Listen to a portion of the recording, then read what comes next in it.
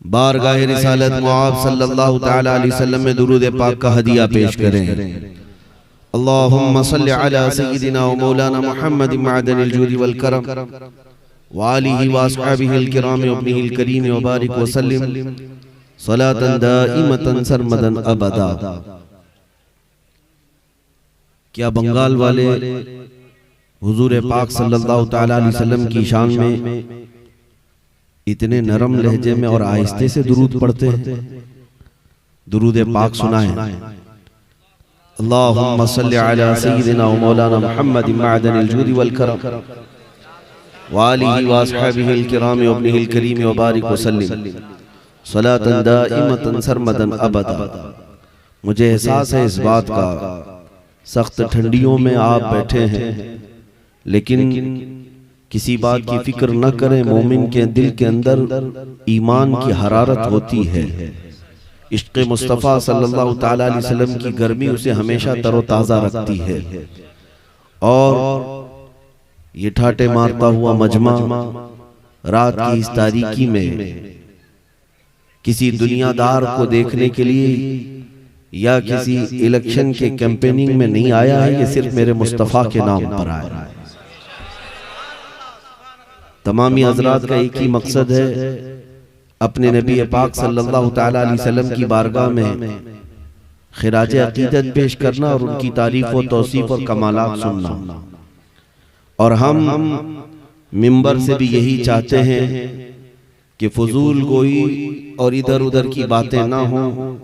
जो बात की जाए वो सिर्फ शहींशाह आजम की बात की जाए। अपना सब कुछ गुंबदे खजरा कल भी था और आज भी है। मेरे नबी से मेरा रिश्ता कल भी था और आज भी। बतला दो गुस्ताखे नबी को गैरत सुन्नी जिंदा है। बतला दो गुस्ताखे नबी को गैरत सुन्नी जिंदा है। उनके नाम पे मर मिटने का जज्बा कल भी था और आज भी है। अजीज़ान गिरामी वक़ार, मुसलमानों को अगर कोई चीज जिंदा रखती है, तुम्हें आबाद रख सकती है, तो ये तुम्हारे चेहरे की रौनक कोई चीज बन सकती है, तो वो खाना पीना नहीं, काजू बादाम नहीं, खून का दौरान भी नहीं। तुम्हें अगर कोई चीज तरोताजा रखती है तो सिर्फ इश्क़ मोहम्मद ही है। वो सिर्फ और सिर्फ मेरे मुस्तफ़ा करीम सल्लल्लाहु तआला अलैहि वसल्लम की लाजवाल मोहब्बत है। एक बहुत बड़े यहूदी आलिम ने लिखा है, जिसने 3 बार PhD की है मुसलमानों पर, और उसने कहा कि मैं गरनाता, बगदाद, मराकश, लीबिया, कई जगहों के मुसलमानों के हालात पर मैंने PhD की है। इन मुसलमानों को कई मर्तबा मारा गया, काटा गया, पीटा गया, इनको टुकड़ों में बदल दिया गया, इनको उजाड़ दिया गया। बगदाद कितनी मर्तबा तबाह किया गया, काहिरा उजाड़ दिया गया, मुसलमानों की कई सल्तनतों को तहस नहस किया गया। लेकिन वो कहता है आज फिर से मुसलमान मुत्तहिद नजर आते हैं, फिर से मुसलमानों के चेहरों पर वही रौनक नजर आती है।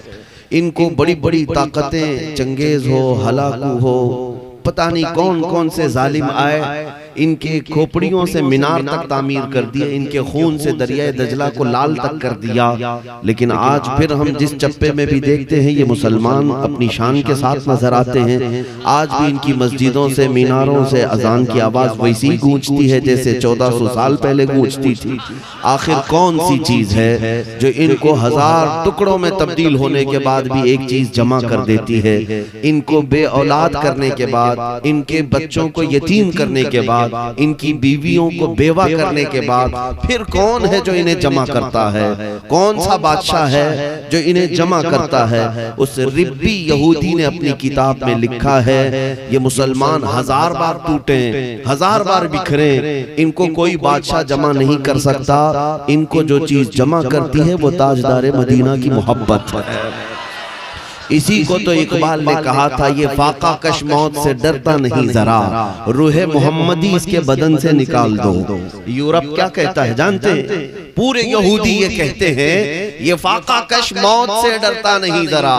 मुसलमान भूखा रहता है, प्यासा रहता है, कई कई दिनों के फाके करता है और मौत से भी नहीं डरता। आज पूरी दुनिया में अगर सबसे ज्यादा बेखौफ कोई जीता है मौत से, वो सिर्फ मुसलमान। सिर्फ मुसलमान है। और क्यों ना जिए मौत से, हमें भला क्या डर, मौत तो आती है पैगाम वसलत लेकर के।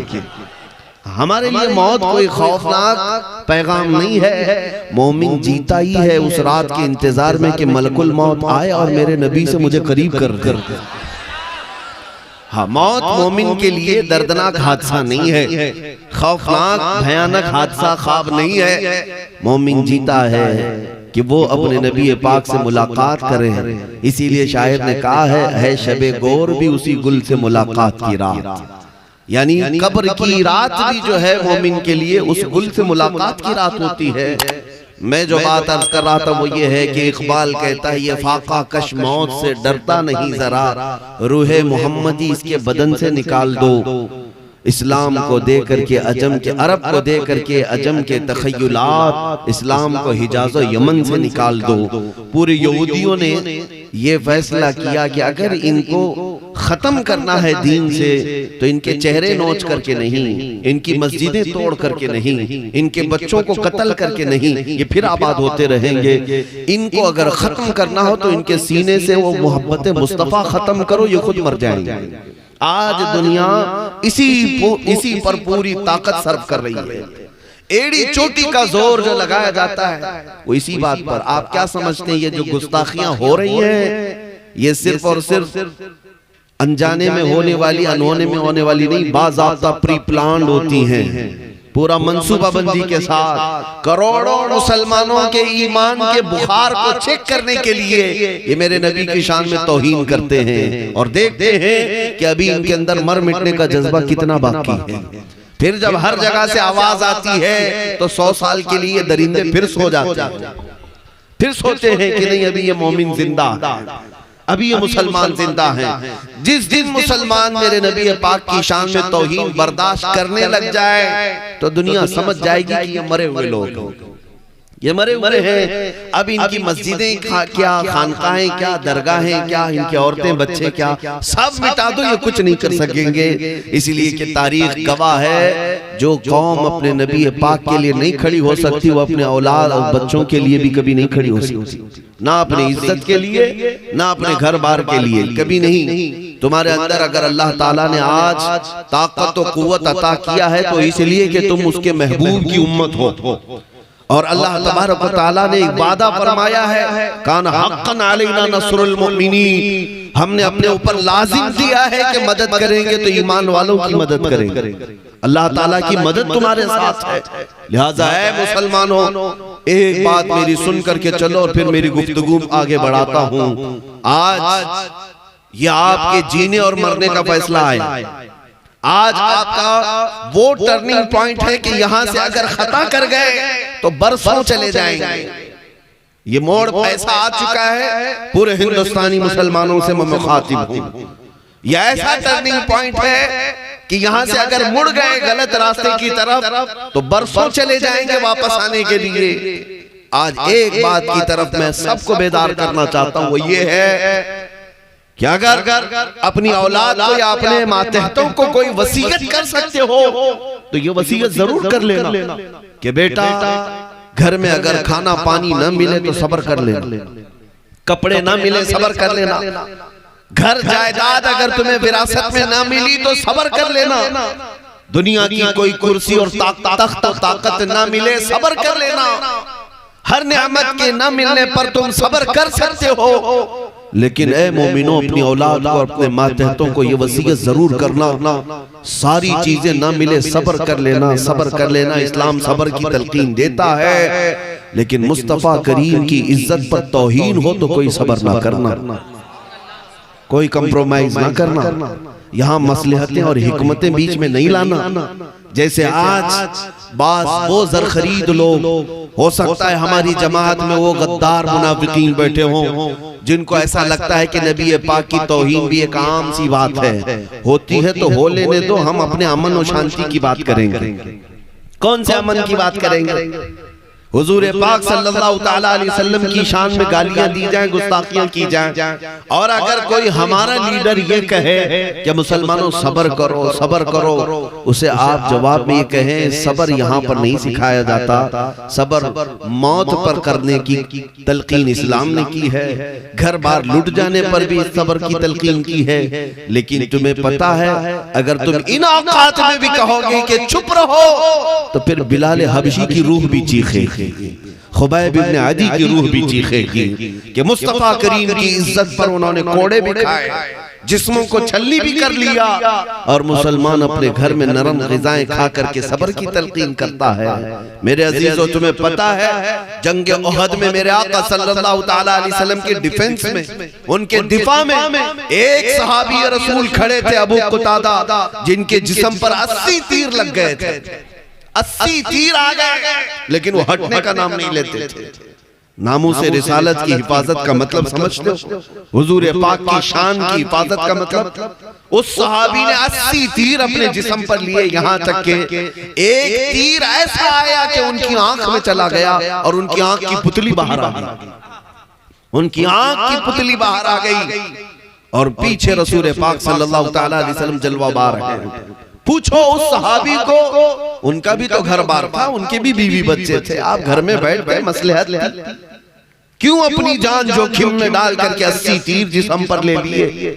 मेरे अजीजों, वो सहाबा थे, तुम्हें जवाब देते असल जिंदगी तो इस नाम पर मिटने को ही कहते हैं, इनके कदमों पर जो फना हो गया वो असल जिंदगी है। मुर्शिदे गिरामी हुजूर ताजुश शरिया बदरु तरीका रहमतुल्लाह ताला अलैह ने फरमाया है, तेरे दामने करम में जिसे नींद आ गई, या रसूल अल्लाह तेरे दामने करम में जिसे नींद आ गई है वो फना ना होगी, उसे जिंदगी मिली है।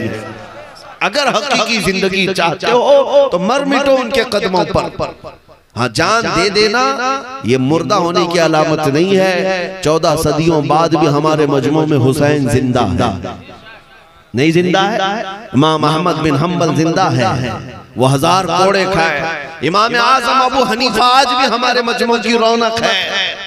ये वो लोग हैं जिन्होंने तकलीफें और मुसीबतें उठाई हैं मुस्तफा करीम की इज्जत के मामले में, उनके शान की हिफाजत के मामले में, लेकिन आज भी हमारी कौमों में वो जिंदा हैं।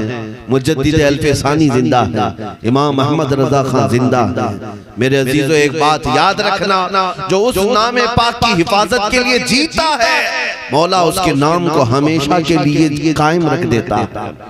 पूरी दुनिया में क़यामत आने तक इन आशिकों का नाम चलता रहेगा। इश्क मोहब्बत आला हजरत के नारे बंगाल वाले इसलिए नहीं लगाते कि आला हजरत बंगाल के रहने वाले थे या पठान खानदान के थे, इसलिए 100 साल बाद भी नारे लगाए जाते हैं कि उस इमाम अहमद रजा ने पूरी जिंदगी अगर किसी की बात की है तो ताजदार मदीना की बात है। जो उनकी इज्जत की बात करेगा वो हमेशा के लिए जीवित हो जाएगा, हमेशा के लिए वो जिंदा हो जाता है। आज फैसला तुम्हारे हाथ में है कि हुजूर पाक सल्लल्लाहु ताला अलैहि वसल्लम की इज्जत की हिफाजत के लिए क्या घर में मुसल्ला बिछा करके दुआएं मांगते हुए हिफाजत करोगे, या फिर मैदान अमल में उतर करके जालिमों की आंखों में आंखें डालकर बताओगे कि मैं उस मोहम्मद अरबी का गुलाम हूँ जिसको देखकर कभी समंदर भी रास्ते दे दिया करता है, तूफान भी रुख मोड़ लिया करता है। मैं उस हबीब अरबी का गुलाम हूँ जिसके मुतालिक इकबाल ने कहा था,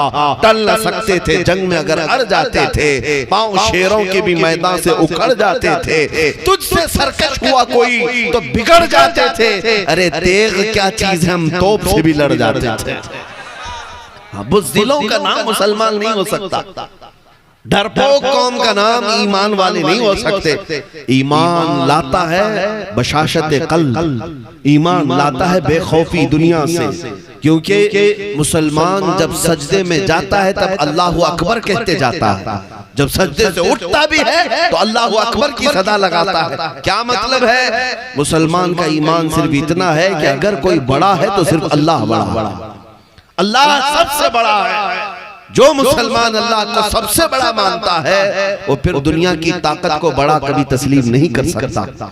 हाँ, ताकतें आती रहेंगी जाती रहेंगी, तख्त पर कोई मूजी आता रहेगा जाता रहेगा, लेकिन ऐ मुसलमानों तुम अपने ईमान के साथ कल भी जिंदा थे, आज भी जिंदा है और जिंदा रहोगे। इस्लाम किसी के बाप दादा की सिर्फ जागीर नहीं है, या एक किसी मोहल्ले के दीन का नाम नहीं है, ये सिर्फ और सिर्फ चंद बच्चों के दरमियान मौजूद नारों का नाम इस्लाम नहीं है। इस्लाम उस अजीम दरख्त का नाम है जिसकी शाखें औजे सुरैया पर हैं, जिसकी जड़ें तहतुस सरा में। अब तवज्जो चाहता हूँ मेरे अजीजों, नबी पाक सल्लल्लाहु तआला अलैहि वसल्लम की बारगाह की तरफ मैं आपको ले जाना चाहता हूँ। दुनिया आज फिर से तुम्हें चेक कर रही है, दुनिया जगह जगह तुम्हें नाप रही है कि मोहम्मद अरबी के गुलाम कितनी तादाद में जिंदा है, कितनी तादाद में जिंदा है। आप क्या समझते हैं ये जो आपके नारे हैं ये सिर्फ स्टेज हिलाने के लिए हैं? आपके जो नारे लगते हैं बातिल कुव्वतों के दिलों में जलजले आने लगते हैं, हाँ उनके दीवारें मिस्मार होने लगती हैं। आप ये हरगिज न समझे कि मुअज्जिन जो मीनार से अल्लाहु अकबर की सदाएं बुलंद करता है वो सिर्फ हमें नमाज के लिए बुलाता है। यकीनन हम नमाज के लिए बुलाए जाते हैं, लेकिन काफिरों के दिलों के अंदर एक जलजला भी पैदा होता है। दुश्मनाने इस्लाम के किले नीज़ तो नाबूद होते रहते हैं। इसलिए मैं आपसे कहता हूं तुम हरगिज कमतर महसूस नहीं करना अपने आप को, एहसास कमतरी में मत जीना। आज बहुत सारे लोगों ने हो सकता है तुम्हें नाउम्मीद कर दिया हो। मुसलमानों के पास क्या है आज? मुसलमानों के पास क्या है? न इनका कोई सियासी शऊर है यहाँ पर, न इनके पास कोई बड़ी क़ियादत है, न इनके पास कोई बड़ी दौलत है, न ओहदे हैं, न डिपार्टमेंट है, सब तो दूसरों के पास है। इनके पास क्या है? अगर कोई ऐसी नाउम्मीदी की बात करता है तो मैं उससे कहता हूँ शर्म करो मियाँ, 313 थे तब वो नहीं घबराते थे, तुम करोड़ों की तादाद में हो। अगर दुनिया ये कहती है तुम्हारे पास कुछ नहीं है, जवाब देना हाँ मेरे पास कुछ नहीं है, मेरे पास कुछ नहीं है, दौलत सियासत ताकत और कुव्वत कुछ नहीं है। लेकिन उसे कहना कि मुकाबले के वक्त ईमान वाले की मिसाल ये है जैसे गरीब नवाज ने फरमाया था, ख्वाजा हिंद ने फरमाया था। 8 फकीरों की जमात हिंदुस्तान की तरफ आ रही थी। शिहाबुद्दीन गौरी शिकस्त खा करके लौट रहा था, शिकस्त खा करके शिहाबुद्दीन गौरी ने देखा कि 8 फकीर आ रहे हैं, कासिद भिजवाया कि कहां का रुख है, बाबा से पूछो किधर जा रहे हैं। कासिद ने जाकर पूछा बाबा कहां जा रहे हैं? ख्वाजा मोइनुद्दीन चिश्ती ने क्या फरमाया जानते हैं? फरमाया हिंदुस्तान फतह करने जा रहा है। 8 फकीरों की जमात हिंदुस्तान फतह करने की बात कर रही है। वो हंसा और कहा बादशाह मेरी इतनी बड़ी फौज है, हाथी घोड़े है, साजो सामान है, तलवार है, हथियार है, और मैं शिकस्त खा करके जा रहा हूँ। और गुदड़ी पहने हुए 8 फकीर कहते हिंदुस्तान फतह करने जा रहे हैं। ख्वाजा मोइनुद्दीन चिश्ती रहमतुल्लाह अलैह ने फरमाया हाँ शहाबुद्दीन तू गया था हाथी घोड़े तलवार के भरोसे पर, मोइनुद्दीन सिर्फ अल्लाह उसके रसूल के भरोसे पर जाता है, और जिसके पास ये ताकत है वो दुनिया की सबसे बड़ी ताकत है। ऐ मुसलमानों मैं आपको यही कहना चाहता हूँ, ना उम्मीद मत होना, रहने दो दुनिया के पास सारी ताकतें, लेकिन अल्लाह हमारे साथ है, रसूल पाक हमारे साथ हैं। दुनिया की सबसे बड़ी ताकत तुम्हारे पास है वो अल्लाह रब्बुल इज्जत है, लिहाजा खौफ न कर। आला हज़रत फाज़िल बरेलवी रज़ी अल्लाह तआला अन्हु ने किस कदर तुम्हें हौसला दिया जानते? जो डरपोक लोग हैं, जो डरे सहमे हुए बातें करते हैं, उनको आला हज़रत ने कहा था खौफ न रख रज़ा जरा, तू तो है अब्दे मुस्तफा। खौफ न रख रज़ा जरा, तू तो है अब्दे मुस्तफा, तेरे लिए अमान है, तेरे लिए अमान है। आपके लिए दुनिया में भी अमान है, आखिरत में भी अमान है। मैं आपको बताता हूँ ऐ मुसलमानों, ये उलमाए अहले सुन्नत मशाइख हमारे सरों के तहत आज अभी कोई कमी नहीं आई है हिंदुस्तान में। एक बात याद रखना, नाउम्मीदी की तरफ लाने वालों को मैं बार बार कहता हूँ कि मुसलमानों को ये कह करके न डराया जाए कि अब तुम्हारा कोई नहीं है। मेरे अजीजों आज भी तुम्हारे साथ वैसी ही मदद आएगी जैसे मदीने के ताजदार हर जगह मदद फरमाया करते हैं, क्योंकि तुम गुनहगार हो सकते हो लेकिन गद्दार अभी नहीं बने। क्या आपने नबी के गद्दार हो कोई? हाँ हम मानते हैं गुनाह हमसे हुए होंगे, गुनहगार होना और है, गद्दार होना और। गद्दार हम में से नहीं हुआ है।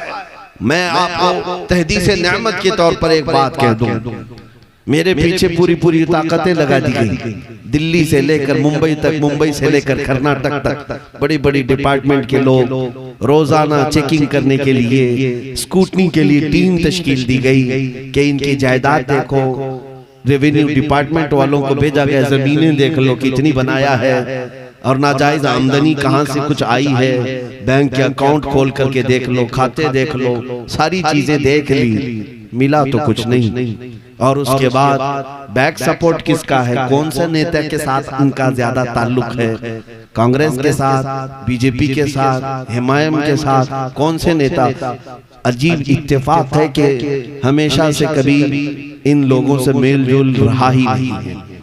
आम सी बात मैं आपको बताऊं, हमारा किसी भी नेता से कोई ताल्लुक ज्यादा रहा ही नहीं। अगर कोई मुसलमान है तो सलाम कलाम, या कोई दूसरे भी हैं, इत्तेफाक पड़ गया बस। कभी ऐसा नहीं है कि हमने किसी सियासी ताकत का सपोर्ट लिया है, आज तक नहीं। मैं आपको बताऊं, हमारे एक चाहने वाले शागिर्द हैं, उनके पास डिपार्टमेंट के कुछ लोग कह रहे थे कि आखिर ये मौलाना को कौन सपोर्ट करता है, कौन बैकिंग करता है। हमने बहुत सारी चीजें चेक की हैं, तो वो मेरे पास आए और कहा कि फला फला लोग आए थे, बड़े लोग थे, अधिकारी थे, वो कह रहे थे कि मौलाना को कौन सपोर्ट करता है, कौन से नेता के साथ इनके गहरे ताल्लुकात हैं। मैंने कहा मेरे मियाँ, इनको सब कुछ पता है, मेरी फोन रिकॉर्डिंग तक रखते हैं, सारी चीजें पता है, फिर पूछने की क्या बात है। लेकिन अगर पूछते हैं तो जाओ उन्हें जवाब दे दो, जिंदगी गुजर जाएगी, नाक रगड़ जाएगी, तुम्हें पता नहीं चलेगा कि बैकिंग कौन करता है, नहीं पता चले कि इनकी बैकिंग कौन करता है, सपोर्ट कौन करता है।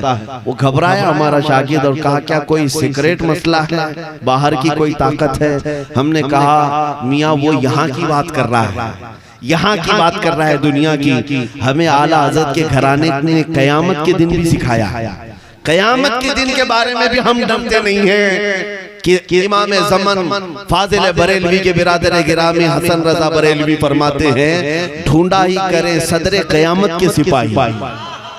तुम यहाँ की बात करते हो, हम कयामत की बात कर रहे हैं। ढूंढा ही करें सदरे कयामत के सिपाही, वो किसको मिले जो तेरे दामन में छुपा हो। हमारा बस इतना ही है कि जो रसूल पाक के दामन में छुपा हुआ हो, उसके लिए बैकिंग सपोर्ट और दुनिया की किसी चीज की जरूरत नहीं, अल्लाह उसके रसूल उसके लिए काफी। मेरे अजीजों, आप सबको मैं इसी बात की दावत देना चाहता हूँ कि हुजूर पाक सल्लल्लाहु तआला अलैहि वसल्लम के साथ वफा करना सीखो, वफा करना सीखो कि अगर उनके नाम का तुमने कलमा पढ़ा है तो पूरे के पूरे हुजूर के हो जाओ। उनके जो हम गुलाम थे, खल्क के पेशवा रहे हैं। आपको पता है हुजूर की गुलामी से जो हट गए तो हर जगह बेइज्जती पर आ गए, हर जगह तुमसे सारी चीजें छीन ली जाने लगी। आप इस बात को समझ करके चलो कि बिलाल हबशी को मेरे आका सल्लल्लाहु अलैहि वसल्लम ने भरे मजमे में फतेह मक्का के दिन 10,000 के मजमे में खाने काबा की छत पर चढ़ाया था। बिलाल हबशी से कहा अजान दो, वहाँ और भी सहाबा थे, लेकिन बिलाल को क्यों चढ़ाया गया? हजरत बिलाल को काबे की छत पर चढ़ाकर अजान देने का हुक्म हुआ, आपने अजान दी। मेरे अजीजों बुजुर्गान दीन फरमाते हैं इसमें ये मैसेज देना था, ए लोगों देखो यही वो बिलाल है जिसके पैरों में रस्सी डालकर तुम मक्का में खींचते थे, यही वो बिलाल है जिसके सीने पर तुम गरम सिल रखते थे, यही वो बिलाल है जिसको आग के अंगारों में तुम लिटा करके इसका दीन फेरने की कोशिश करते थे, और हर बात में ये मुस्तफा मुस्तफा करता था, अहद अहद करता था। आज आओ ऐ दुनिया वालों देखो, जिसने मुस्तफा की मोहब्बत में अपनी पीठ पर जख्म खाया है, मौला ताला ने उसको काबे की छत पर पहुंचाया। तुम्हारा ये मकाम है ए मोमिनो, उनकी मोहब्बत में, उनकी याद में जिसने तकलीफें भी उठाई, मौला उसे उरूज बख्शता है, उसे बुलंदियां अता करता है, फिर उसकी बुलंदी तक कोई पहुंच भी नहीं सकता। इसीलिए सहाबा ने कहा था जब तक बिके न थे तो कोई पूछता न था, जब तक बिके न थे तो कोई पूछता न था, या रसूल अल्लाह तुमने खरीद कर हमें अनमोल कर दिया। अगर तुम अनमोल होना चाहते हो दुनिया में, एक बार बाजार मुस्तफा में बिक जाओ, हुजूर के होकर के रह जाओ, फिर दुनिया तुम्हारी कीमत नहीं लगा सकती। तुम्हारी बड़ी बात है, जूतियों की भी कीमत नहीं लगा सकती, हुजूर के होकर के दिखाओ।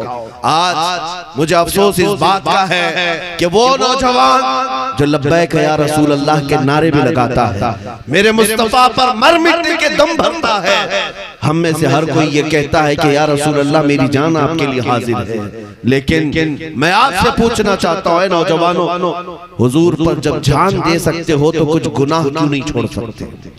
वो गुनाह जिन्होंने तुम्हें रसूल पाक से दूर कर रखा है, अपने मोहल्लों में अपने घरों में क्यों उन्हें बसा करके रखे हो? क्या मुसलमान की ये शान है कि वो सोए तो गाने की धुन पर सोए, उठे तो गाने बजाते हुए उठे? क्या ये मुसलमान की शान है कि उसके हाथ में ताश के पत्ते आए? क्या ये एक गुलाम मुस्तफा की शान है कि शराब की बोतलें उसके हाथ में आए, गाली गलौज उसकी जुबान से निकले? क्या ये एक मुसलमान की शान है कि वो नुक्कड़ पर खड़े होकर के औरतों के ऊपर नजर दौड़ाए, किसी के घर की इज्जत को तार तार करे? हरगिज नहीं हो सकता, हरगिज नहीं हो सकता। तो फिर इसका मतलब ये है कि तुम रास्ता भटक रहे हो और मेरे मुस्तफा से बेवफाई करने जा रहे हो। हुजूर पाक सल्लल्लाहु ताला अलैहि वसल्लम का वफादार, मैं आपको बताऊं, वो लोग जो पहले मक्का में औरतों की इज्जत लूट लिया करते थे और नीलाम करते थे बाजारों में औरतों को लाकर, लेकिन मेरे मुस्तफा करीम सल्लल्लाहु अलैहि वसल्लम ने ऐसा इनकलाब लाया, ऐसा इनकलाब। हजरत अबू बकर सिद्दीक के जमाने में, ये इको बंद कर दे, हजरत अबू बकर सिद्दीक रदियल्लाहु ताला अन्हु के जमाने में एक खातून है, वो यमन जाना चाहती है, यमन जाना चाहती है। उसने एक चिट्ठी भेजी अबू बकर सिद्दीक के नाम पर कि मुझे सही सलामत यमन जाने तक का रास्ता दे दिया जाए। ये मुसलमानों से मुझे डर लग रहा है। यहूदी औरत है। हज़रत अबू बकर सिद्दीक ने 2 जवान सहाबा को उसके हवाले कर दिया, एक ऊँटनी दे दिया, कहा कि इस खातून को सना यमन पहुँचने तक तुम इसकी निगहबानी करो। ये 2 जवान थे, वो औरत के साथ हो गए। औरत कहती मुझे डर लगने लगा कि ये मुसलमान है, पता नहीं क्या कर देंगे मेरे साथ, और रास्ते में मुझे पकड़कर मार दें या क्या हो जाएगा।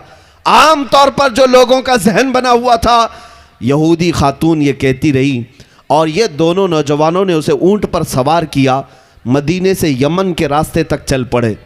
जब जब बीच में कोई चौकी आती, चेकिंग पॉइंट आता, तो वहाँ पर भी सहाबा हुआ करते। वो पूछते कौन है ऊपर और तुम किस तरफ जा रहे हो? ये दोनों नौजवान साहबी कहते हम खलीफा रसूल अबू बकर सिद्दीक के साथ के हुक्म पर आए हैं, और ऊपर एक खातून है जो मुल्क यमन जाना चाहती है। तो ऊपर आंख उठा करके भी कोई वहाँ से नहीं देखता था, आंख भी नहीं उठाते। इस तरह ये रास्ता तय हो गया। यमन आ गई वो औरत। तवज्जो चाहता हूँ, जब यमन पहुँची तो अपने ख़ानदान वालों को जमा करके कहती है, ए लोगों आओ, मैं एक बात आज तुम्हें बता दूं, मैं मदीने से घबरा करके निकली थी कि कहीं मुसलमान मेरी इज्जत पर हमला ना करें। मैं अपने ख़ानदान में आना चाहती थी यमन में, लेकिन आज तुम सब के सब गवाह हो जाओ। इन 2 जवानों को मैंने पूरे सफ़र में देखा, इतने दिनों के सफ़र में एक आंख उठा करके भी इन्होंने मेरे चेहरे की तरफ नहीं देखा। आज तुम सब गवाह हो जाओ कि मैं वापस यमन में नहीं, मदीने जाकर रहना चाहती हूँ और इस्लाम के दामन में रहना चाहती हूँ। इसलिए कि मुझे अगर कोई इज्जत की हिफाजत दे सकता है तो मोहम्मद अरबी का गुलाम ही दे सकता। मेरे अजीजों,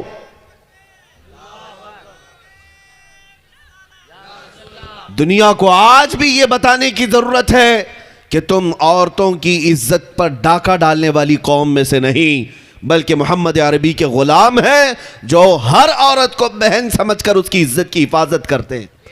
ये दूसरों के दिलों में अगर मोहब्बत आ सकती है तुम्हारे अखलाक से आएगी, मुस्तफ़ा करीम सल्लल्लाहु ताला अलैहि वसल्लम की पैरवी करने से आएगी। मुझे वो बात भी याद आती है, आज इन दज्जाली मीडिया को प्रोपेगेंडा करने दो, तुम्हारे मुतालिक 1000 प्रोपेगेंडा करने दो कि ये आतंकवादी हैं, ये दहशतगर्द हैं, ये टेररिस्ट हैं, इनको सुई भी मिले तो बम लगने लग जाए, इनको 8 साल का बच्चा भी बड़ा मुजाहिद लगने लग जाए। इनके हालात यही हैं। इन्होंने एड़ी चोटी का जोर लगाया है और इसी बात पर कसम खाकर बैठे हैं कि अगर बिगाड़ेंगे किसी का चेहरा तो सिर्फ मुसलमान का बिगाड़ेंगे। इनको 1000 कोशिशें करने दो, लेकिन ए मुसलमानों, अखलाक व किरदार तो तुम्हारे हाथों में है, मोहब्बत के तरीके और सलीके तुम्हारे हाथों में है। अफगानिस्तान की सरजमीन की बात कर रहा हूँ। 2012 में, 2012 आज से तकरीबन 8-9 साल पहले की बात, कि वहाँ पर नेटो फौजें अपने कदम जमाई हुई हैं। हर मुल्क की फौजें वहाँ पर, उन पर रस्सा कशी चल रही थी। ताकत के बलबूते पर अमेरिका, यूरोप, पता नहीं कितनी फौजें वहाँ पर मौजूद थी। एक ऐसा इंसिडेंट, एक ऐसा वाक़या पेश आया। एक खातून रिपोर्टर है, वो अमेरिका की रहने वाली, जो रिपोर्टिंग करने के लिए अफ़गानिस्तान के मैदान में गई थी। क्या हालात देखें, वो रोज़ाना रिपोर्टिंग करती थी कि कहाँ क्या क्या हालात हैं। न्यूज़ वाली एक औरत सहाफ़िया, लेकिन उसके साथ एक दिन हुआ ये कि शाम का वक्त था, वो एक जगह से अकेली आ रही थी। 2 या 4 फौजियों ने उस पर हमला कर दिया, और वो फौजी कोई वहाँ के नहीं थे, ये नेटो अफवाज में से थे। उन्होंने इसे पकड़ने की कोशिश की और उसके कपड़े फाड़ रहे थे। वो किसी न किसी तरह अपनी हवस का शिकार उसे बनाना चाहते थे, लेकिन वो औरत ने चीख पुकार किया तो अचानक 2 नौजवान जो मस्जिद की तरफ जा रहे थे, मुसलमान थे, वो दौड़ते हुए आए। तो जैसे ही वो आए, वो फौजी अपने रास्ते चले गए, क्योंकि इज्जत का मामला था, आवाज़ उठने लग गई थी। 2 ही नौजवानों ने उस खातून को पकड़ा और ले जा कर के एक कमरे में बिठा दिया। वो चेहरे वाले थे, टोपी वाले थे, नमाज के लिए जा रहे थे।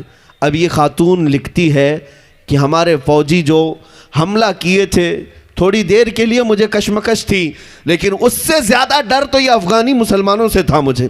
पता नहीं, अब ये तो आतंकवाद लोग हैं, ये तो दहशतगर्द हैं, अब ये तो मेरी बोटियाँ ही तकसीम करेंगे, हम मेरे साथ क्या करेंगे। वो खातून कहती, डरी सहमी हुई अपने कमरे के अंदर बैठी रही। दरवाज़ा बंद था। रात का वक्त हुआ तो अचानक दरवाज़ा खुला। खाने का एक बर्तन अंदर किसी ने किया और फिर दरवाज़ा बंद कर लिया। मैंने खाना खा लिया। थोड़ी देर के बाद फिर दरवाज़ा खुला। औरतों के जनाना लिबास किसी ने अंदर किए और फिर दरवाज़ा बंद कर लिया। मैंने नहीं देखा कौन आ रहा है कौन जा रहा है। खाना भी आया, कपड़े भी आए। मैं उसी कमरे में खाना भी खाई, कपड़े भी पहने। दूसरा दिन आया, बराबर वक्त पर दरवाज़ा थोड़ा खुलता और खाना आता, फिर बंद हो जाता। यही वो 2 नौजवान थे जो हर वक्त खाना पहुंचा रहे थे, लेकिन दरवाज़ा खोलकर देख नहीं रहे थे। दूसरे दिन शाम के वक्त उसके सफारत खाने से, उसके मुल्क की एम्बेसी से कुछ ज़िम्मेदार लोग आए और दरवाज़ा खोलकर उस खातून से कहा, हम तुम्हारे मुल्क की सफारत खाने से आए हैं, क्या तुम्हारे साथ कोई हादसा हुआ। उस औरत ने हादसा लिखाया, रिपोर्ट लिखाया, और उस सिफारत खाने से आने वाले ने कहा, ए खातून, इन 2 जवानों का शुक्र अदा कर कि ये हमारे सफारत खाने तक पहुंच करके तेरी खबर किए हैं, और इन जवानों ने हमसे ये वादा लिया है कि जब तक तुझे मुल्क तक हिफाजत से ना पहुंचाएंगे उस दिन तक ये मेहनत करते रहेंगे। वो खातून कहती है, मैं इन जवानों को न जानती थी न पहचानती थी, न इनसे मेरा कोई रिश्ता था न कोई नाता था, लेकिन इन्होंने मेरी इज्जत की हिफाजत की। यहाँ तक कि वो खातून अपने मुल्क पहुंची और उसके बाद उसने अखबार में एक आर्टिकल लिखा था। आज से 8-9 साल पहले की बात कर रहा हूं। वो औरत कहती है, बचपन से मेरे दिमाग में यह डाला गया था कि मुसलमान वहशी होता है, मुसलमान आतंक की तरफ बढ़ता है, मुसलमान औरतों की इज्जत पर हमला करता है। लेकिन ऐ लोगों, ये दुनिया झूठ बोलती है, ये मीडिया प्रोपेगेंडा करती है। मैं खुद सहाफिया हूं, मैं खुद रिपोर्टर हूं। मैंने अफगान की सरजमीन पर देखा है, हमला करने वाले कोई और थे, हिफाजत करने वाले तो मोहम्मद के गुलाम थे सल्लल्लाहु ताला अलैहि वसल्लम। मेरे अजीजों, आज भी दुनिया जानती है कि अखलाक और किरदार में अगर कोई सच्चा हो सकता है, वो एक ईमान वाला हो सकता है। बस शर्त इस बात की है, जिसको इकबाल ने बार बार कहा था कि मोहम्मद से वफा तूने तो हम तेरे हैं, ये जहां चीज है क्या लौह कलम तेरे हैं। दुनिया आज तुम्हारे कदमों में आने को तैयार है, लेकिन वफा तो करो उस मोहम्मद अरबी से सल्लल्लाहु ताला अलैहि वसल्लम। अजीज़ान गिरामी वक़ार, 1-2 नहीं, कई ऐसे हादसात हुए जिसमें दुनिया ये देखना चाहती है क्या वो अमानत अब भी बाकी है मुसलमानों में, क्या वो अखलाक व किरदार आज भी बाकी है मुसलमानों में।